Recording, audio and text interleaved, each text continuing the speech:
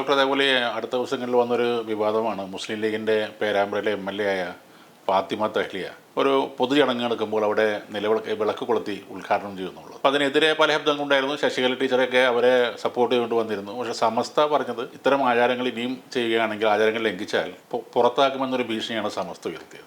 അവരുടെ വീട്ടിൽ നിലവിളക്ക് കൊളുത്തി ആരാധിച്ചതല്ല, ഒരു പൊതുചടങ്ങിലാണ് ഉണ്ടായത്. അപ്പോൾ ഈ സമസ്തയുടെ എന്താണ് അതിൻ്റെ മനോഭാവം? ഇങ്ങനൊരു വാണിംഗ് കൊടുക്കാനുള്ള കാര്യമുണ്ട്.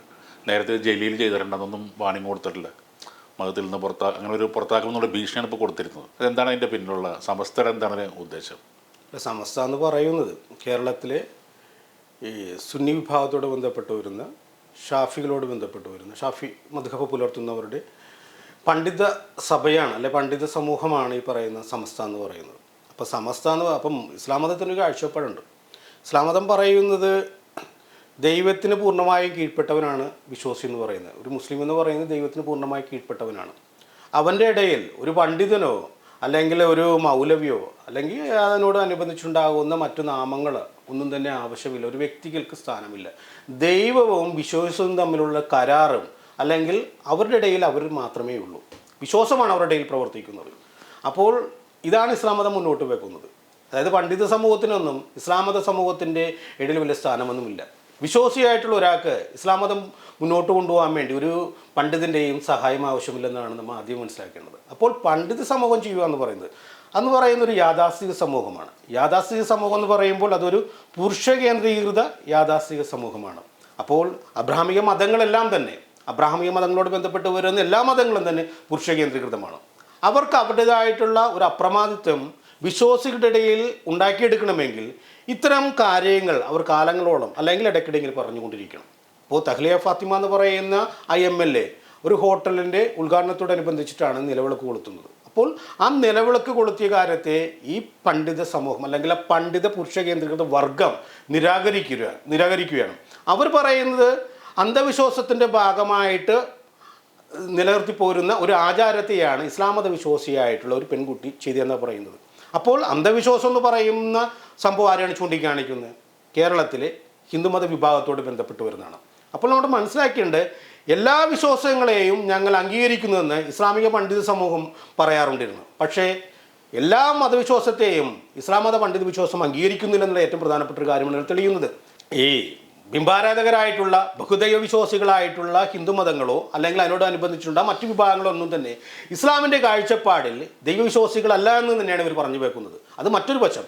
ഇത് പറയുമ്പോഴും ഈ വിഭാഗം പറഞ്ഞു വെക്കുന്നൊരു കാര്യമുണ്ട്. അതായത് ഈ ചെയ്ത പ്രവൃത്തി എന്ന് പറയുന്നത് ഇസ്ലാം മത വിശ്വാസം പുലർത്തിക്കൊണ്ട് മറ്റ് വിശ്വാസങ്ങൾ പുലർത്തുന്നവർ ചെയ്യുന്നൊരു കടമ ചെയ്തിട്ടുണ്ടെങ്കിൽ തീർച്ചയായിട്ടും മതത്തിൽ നിന്ന് പുറത്തു പോകാനൊരു കാര്യമായിട്ടാണ് അവർ പറയുന്നത്. രണ്ടാമത്തെ കാര്യം എന്ന് പറയുന്നത് മതവിശ്വാസം പുലർത്തിക്കൊണ്ട്, അതായത് സദൃശ്യപരമായിട്ടുള്ളൊരു കാര്യം മറ്റു സമൂഹങ്ങൾ ചെയ്യേണ്ട ഒരു കാര്യം ചില സമൂഹത്തെ ആവശ്യമായി വരുമ്പോൾ അത് ചെയ്തതാണെങ്കിൽ കൂടിയും അതും തെറ്റാണെന്നും അത് നിഷിദ്ധമാണെന്നാണ് പറയുന്നത്. അപ്പോൾ ഫാത്തിമ തഹ്ലിയ ചെയ്തൊരു കാര്യം തെറ്റാണെന്ന് പണ്ഡിത സമൂഹം പറയുമ്പോൾ സ്വാഭാവികമായിട്ടും ജനങ്ങളാൽ തിരഞ്ഞെടുക്കപ്പെട്ട ഒരു വ്യക്തി എന്ന നിലയ്ക്ക് ആ MLAക്ക് അതിന് മറുപടി പറയേണ്ട ഉത്തരവാദിത്വമുണ്ട്. പക്ഷേ ഫാത്തിമ തഹ്ലിയ ഇവിടെ നിശബ്ദവുകയാണ്. കാരണം പുരുഷ കേന്ദ്രീകൃത ഇസ്ലാമിക സമൂഹത്തിൻ്റെ ഇടയിൽ സ്ത്രീ എന്ന് പറയുന്ന ഒരു പ്രതിനിധി ഉണ്ടെങ്കിൽ കൂടിയും ഇസ്ലാമിക കാഴ്ചപ്പാടിൽ അവർ എന്ന് പറയുന്ന പുരുഷന് വിധേയപ്പെട്ട് നിൽക്കുന്ന ഒരു അടിമ മാത്രമാണ്. അതുകൊണ്ടാണ് ഈ പണ്ഡിത സമൂഹത്തിൻ്റെ അഭിപ്രായങ്ങൾക്കെതിരെ അവർ ഇതുവരെ സംസാരിക്കാത്തത്. തഹ്ലിയ അല്ലെങ്കിൽ ഫാത്തിമ തഹ്ലിയ കൃത്യമായിട്ട് പറയാം, ഞാൻ ഇന്ന കാരണം കൊണ്ടാണ് ചെയ്തത്. ഞാൻ ജനങ്ങളാൽ തിരഞ്ഞെടുക്കപ്പെട്ട ഒരു MLA ആണ്. ഞാൻ ഈ പറയുന്ന മതവിശ്വാസം പുലർത്തുന്നുണ്ട്. പക്ഷേ എല്ലാ ജനങ്ങളുടെയും ഒരു ഒരു MLA ആണ് ഞാൻ. അപ്പോൾ ഒരു സാമൂഹിക ക്രമം അല്ലെങ്കിൽ ഒരു സമൂഹത്തിൽ നിലനിന്ന് പോരുന്ന ചില കാഴ്ചപ്പാടുകളുണ്ട്. ആ കാഴ്ചപ്പാടുകൾ അനുബന്ധിച്ചാണ് ഞാൻ ഈ ചടങ്ങിൻ്റെ ഭാഗമായെന്ന് അവർക്ക് പറയാം. ഞാൻ പറഞ്ഞു വെക്കുന്നത് ഭൂമിശാസ്ത്രപരമായിട്ടുണ്ടാകുന്ന കുറേ ഘടകങ്ങളുണ്ട്. ഇന്ത്യയുടെ ഭൂമിശാസ്ത്രപരമായ ഘടകങ്ങളുണ്ട്, അറേബ്യയുടെ ഭൂമിശാസ്ത്രപരമായ ഘടകങ്ങളുണ്ട്. അപ്പോൾ ഏതൊരു ഭൂമിശാസ്ത്രപരമായ ഘടകങ്ങളും അവിടുത്തെ മനുഷ്യ സമൂഹത്തിൻ്റെ ചിന്തകൾ, വിശ്വാസങ്ങൾ, ആചാരങ്ങൾ, പ്രവൃത്തികൾ സ്വാധീനിക്കും.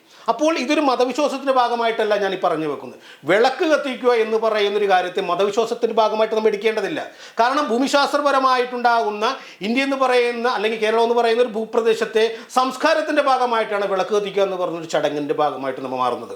അപ്പോൾ അറേബ്യ എന്ന് പറയുന്നൊരു കാലഘട്ടത്തിൽ അല്ലെങ്കിൽ ഇസ്ലാം മതം രൂപപ്പെട്ടിട്ടുള്ള അറേബ്യയിൽ ഇത്തരം കാര്യങ്ങൾ ഉണ്ടാവില്ല. കാരണം അവിടുത്തെ ഭൂമിശാസ്ത്രപരമായ കാര്യങ്ങളെ സംബന്ധിച്ച് ഇത്തരം കാര്യങ്ങൾ അവർക്ക് ചിന്തിക്കാനും കൂടി പറ്റുന്നതല്ല. അപ്പോൾ ഇതെല്ലാം ഒരു സാമൂഹ്യ ക്രമത്തിൻ്റെ അല്ലെങ്കിൽ സമൂഹത്തിൻ്റെ വ്യക്തി എന്ന രീതിയിൽ മാത്രം ചെയ്തു പോകുന്ന കാര്യങ്ങൾ എന്ന് പറയാനുള്ള ഊർജ്ജവുമാണ് ഒരു MLA എന്ന രീതിയിൽ അവർക്കുണ്ടാകേണ്ടിയിരുന്നത്. അപ്പോൾ നമ്മൾ പറഞ്ഞു വെക്കുന്ന മറ്റൊരു കാര്യങ്ങളുണ്ട്. ഇത് മാത്രമല്ല, അപ്പോൾ ഇതെല്ലാം പറയുമ്പോൾ അതായത് ഈ ഒരു കാര്യം ചെയ്തുകൊണ്ട് അവർ മതത്തിന് പുറത്തേക്ക് പോകേണ്ടവരാണെന്ന് പണ്ഡിത സമൂഹം പറയുമ്പോൾ മതത്തിൻ്റെ ഇടയിൽ പറയുന്ന കുറേ കാര്യങ്ങളുണ്ട്. അതായത് പ്രവാചകനോട് ബന്ധപ്പെട്ട് വരുന്ന, ഖുറാനോട് ബന്ധപ്പെട്ട് വരുന്ന ഇസ്ലാമിക ആശയത്തിൽ അധിഷ്ഠിതമായ കുറേ കാര്യങ്ങളുണ്ട്. ഈ കാര്യങ്ങൾ സമൂഹത്തിൽ നിലനിൽക്കുന്നുണ്ടോ, അതേപടി നിലനിൽക്കുന്നുണ്ടോ എന്നിവർക്ക് പറയാൻ പറ്റുമോ? ഞാൻ ചോദിക്കുന്നത്, ഈ പണ്ഡിത സമൂഹം എപ്പോഴെങ്കിലും തേൻ കഴിച്ചിട്ടുണ്ടോ, ഹണി കഴിച്ചിട്ടുണ്ടോ എന്നാണ് ചോദിക്കുന്നത്. സത്യസന്ധമായിട്ട് ഖുറാനെയും അല്ലെങ്കിൽ അതിനോട് ബന്ധപ്പെട്ട് വരുന്ന ആധികാരിക ഗ്രന്ഥങ്ങളെ പിടിച്ചവർക്ക് സത്യം ചെയ്യാൻ പറ്റുമോ? കാരണം പ്രൊഫറ്റ് മുഹമ്മദ് എന്ന് ചെയ്തിട്ടുള്ള കാര്യങ്ങൾ സുന്നയാണ്, ഒരു ഇസ്ലാം മത വിശ്വാസം പുലർത്തേണ്ടതാണ്.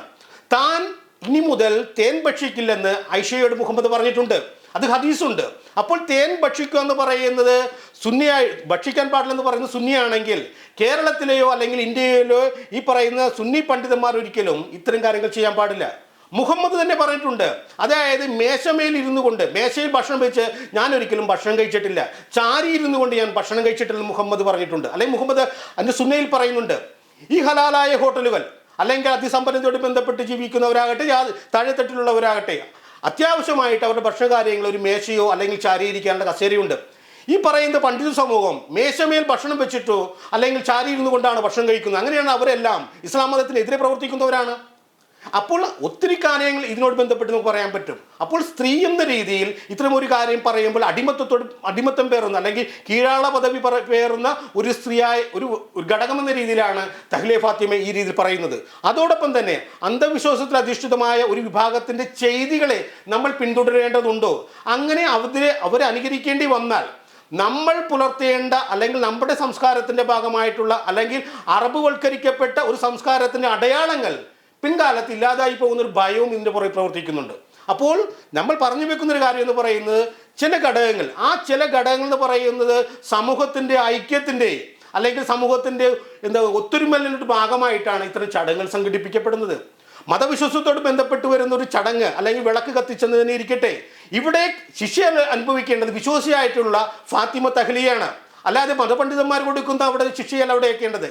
ദൈവം പറയുന്നുണ്ടോ ഫാത്തിമ എന്ന് പറയുന്ന വ്യക്തിയെ ഞാൻ ശപിക്കുന്നു, നരകമാണ് കൊടുക്കുന്നത്? ഈ പണ്ഡിതന്മാരോട് ആരാണ് പറയുന്നത്? അപ്പോൾ ഇതെല്ലാം പണ്ഡിത സമൂഹം സൃഷ്ടിച്ചെടുക്കുന്ന കുറേ കാര്യങ്ങളാണ്. അവരെ സംബന്ധിച്ച് വിശ്വാസികളെ അവരുടെ കടിഞ്ഞാണിൻ്റെ കീഴിൽ നിലനിർത്തുക എന്ന് പറയുന്ന ഒരു കാര്യമുണ്ട്. അതിനുവേണ്ടി മാത്രം രൂപീകരിച്ചിട്ടുള്ള ഒരു പണ്ഡിത സമൂഹമാണ് ഈ പറയുന്ന സമസ്ത എന്ന് പറയുന്നത്. ആ സമസ്തയോട് ബന്ധപ്പെട്ട് വരുന്ന ആൾ ഇതിനു മുമ്പ് പല കാര്യങ്ങൾ പറഞ്ഞിട്ടുണ്ട്. പെൺകുട്ടികൾ സ്റ്റേജിൽ കയറാൻ പാടില്ലെന്ന് പറഞ്ഞിട്ടുണ്ട്. അതുപോലെ തന്നെ ഈ പറയുന്ന സ്ത്രീ തൊഴിലാളികളോട് ബന്ധപ്പെട്ട് വരുന്ന, ഞാൻ നേരത്തെ സൂചിപ്പിച്ചായിരുന്നു, കഴിഞ്ഞൊരു കാര്യത്തിൽ സൂചിപ്പിച്ചായിരുന്നു, അതേ തൊഴിലുറപ്പ് പദ്ധതിയോട് ബന്ധപ്പെട്ട് വരുന്ന അതിൻ്റെ പ്രതിജ്ഞയിൽ ഈ പറയുന്ന സമത്വം എന്ന് പറയുന്ന സ്ത്രീയും പുരുഷനും ഇസ്ലാം മതം അംഗീകരിക്കുമെന്ന് പറഞ്ഞിട്ടുണ്ട്. അങ്ങനെ എത്രയെല്ലാം കാര്യങ്ങൾ പറഞ്ഞിട്ടുണ്ട്. അപ്പോൾ ഒരു ജനാധിപത്യ സംവിധാനത്തിന് അകത്ത് നിന്നുകൊണ്ടാണ് ഇത്തരം കാര്യങ്ങൾ ഇവർ പറയുമ്പോൾ ഇവരുടേതായിട്ടുള്ളൊരു അധികാരമുണ്ടായാൽ, ഇവരുടേതായിട്ടുള്ള വേതനമുണ്ടായാൽ സ്വാഭാവികമായിട്ടും തദ്ദേശീയമായിട്ടുള്ള അല്ലെങ്കിൽ ഭൂമിശാസ്ത്രപരമായി ഉരുത്തിരിഞ്ഞിട്ടുള്ള പല ഘടകങ്ങളും ഇവർ തൂത്തെറിയും. അവിടെയാണ് നമ്മൾ വായിക്കേണ്ടത്. ഇത്തരം പണ്ഡിതന്മാർ ചെയ്യുന്ന ഒരു കാര്യമുണ്ട്, നമ്മളെപ്പോഴും പറഞ്ഞു വെക്കുന്നൊരു കാര്യമുണ്ട്. ഇന്ത്യയിലെ ആദ്യത്തെ പള്ളി, അതുപോലെ കേരളത്തിലെ ആദ്യത്തെ പള്ളി എന്നെല്ലാം പുകഴ്ത്തപ്പെടുന്ന ചേരമാൻ പള്ളി എന്ന് പറയുന്ന കൊടുങ്ങല്ലൂർ ബന്ധപ്പെട്ട് വരുന്ന പള്ളിയുണ്ട്. ആ പള്ളി എന്ന് പറയുന്ന ഇസ്ലാമിൻ്റെ ഒരു ഐക്യനായിട്ടാണ് പറയുന്നത്. ആ ഐക്യനായിട്ട് പറയുമ്പോഴും അല്ലെങ്കിൽ മാതൃകയായിട്ട് പറയുമ്പോഴും അവിടെ ഇന്നും ഒരു കെടാവിളക്കുണ്ട്. ചേരമാൻ പെരുമാൾ മക്കത്തേക്ക് പോയെന്ന് ഇന്നും കൊട്ടിഘോഷിക്കുന്ന ഈ പണ്ഡിത സമൂഹം മനസ്സിലാക്കേണ്ടത്, ആ ചേരമാൻ പെരുമാളിൻ്റെ യാത്രയെ അനുസ്മരിപ്പിച്ചുകൊണ്ട് ഇന്നും ഒരു കെടാവിളക്ക് അവിടെയുണ്ട്. ആ കെടാവിളക്ക് ഊതിക്കെടുത്താനുള്ള ധൈര്യമാണ് പണ്ഡിത സമൂഹം ആദ്യമേ ചെയ്യേണ്ടത്. അപ്പോൾ പറഞ്ഞു വെക്കുന്ന മറ്റൊന്നുമല്ല, ഏതൊരു സമൂഹവും ആ സമൂഹത്തോട് ബന്ധപ്പെട്ട് നിലനിൽക്കുമ്പോൾ ഭൂമിശാസ്ത്രപരമായിട്ടുണ്ടാകുന്ന അവിടുത്തെ കൊടുക്കൽ വാങ്ങുകളുടെ ഭാഗമായിട്ട് പലതും ആർജിക്കും. അതെന്ന് പറയുന്നത് മനുഷ്യൻ്റെ അല്ലെങ്കിൽ മാനവ സമൂഹത്തിൻ്റെ ഉന്നതി അല്ലെങ്കിൽ അവരുടെ വികാസത്തിൻ്റെ ഭാഗമായിട്ടാണ് കണക്കാക്കേണ്ടത്. അല്ലാതെ അന്ധത ബാധിച്ച മതാന്ധതയോട് പുലർത്തുന്ന ഒരു വിഭാഗത്തിൻ്റെ ചെയ്തികളുടെ ഒരു കേളി രംഗമായിട്ട് കേരള സമൂഹത്തെ അല്ലെങ്കിൽ ഇന്ത്യൻ രാഷ്ട്രീയത്തെ അല്ലെങ്കിൽ ഈ പറയുന്ന നിയമസഭയോട് ബന്ധപ്പെട്ട് തിരഞ്ഞെടുക്കപ്പെട്ട ഒരു പെൺകുട്ടിയുടെ അവർ ഭാവി ഹനിക്കുന്ന രീതിയിലേക്ക് മാറാതിരിക്കുകയാണ് ഇവർ ചെയ്യേണ്ടതെന്നാണ് നമുക്ക് പറയാൻ പറ്റുന്നത്.